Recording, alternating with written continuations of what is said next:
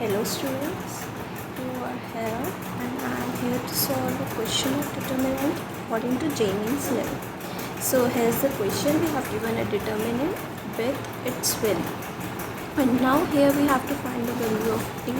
Here is the t which value we have to find. So let's start with the solution. So here we can solve this. So here's a method. We can let lambda is equals to 0. Here if we let the value of lambda 0, we can find here LHS t equals to t. So let's do it this way. Keep p lambda की power lambda has lambda, so we can write it as 0 की power 4 plus q has lambda, तो 0 to power 3 plus r where lambda की power is 2, तो lambda की जगह हम 0 की power 2 plus s into 0 plus t is equals to, and now in this determinant we put the value of lambda to be 0 because we have let its value to be 0. So write the determinant. So 0 to power 2 plus 3 into 0 and then 0 minus 1, 0 plus 3, 0 minus 1, 0 plus 3,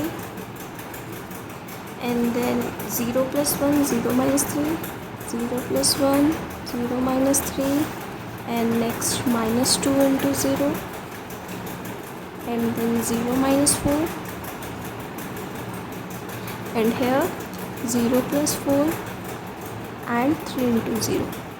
Now if we solve this LHS and RHS, what we get the value of p into 0 is 0, q into 0 is 0, r into 0 is 0, s into 0 is 0. So here in LHS we have write it down to be here t is equals to. Now अगर अपन determinant को solve करें तो क्या आएगा? Determinant को solve की first value is 0, second value is -1, third is 3, इसके नीचे वाली -4, इसके नीचे 3 into 0 is 0, then this one is 0 and this is -3, this is +1, this is 4, and here's our determinant. Now if we solve this determinant we get the value of t. So let's solve this. Determinant t is equals to, determinant को solve करते हैं. सो जैसे अगर अपन along रो 1 कर रहे हैं तो अपन यहाँ पे लिख देते हैं अलॉन्ग रो 1. ठीक है, अलॉन्ग रो 1 कर रहे हैं तो अपन क्या करेंगे, सबसे पहले 0 इंटू इसका कोफैक्टर क्या होगा, 0 इंटू 0 0, -4 इंटू 4 इज़ -16, तो ये प्लस का 16 हो जाएगा. तो जो भी वैल्यू आएगी वो 0 से मल्टीप्लाई करके सॉल्व हो जाएगी. तो 0 माइनस हो जाए 16, फिर बीच में माइनस आता है, -1 इंटू इसका cofactor 0 into 1 is 0, -4 into 3 is 12, minus जाएगा तो -12 प्लस 3,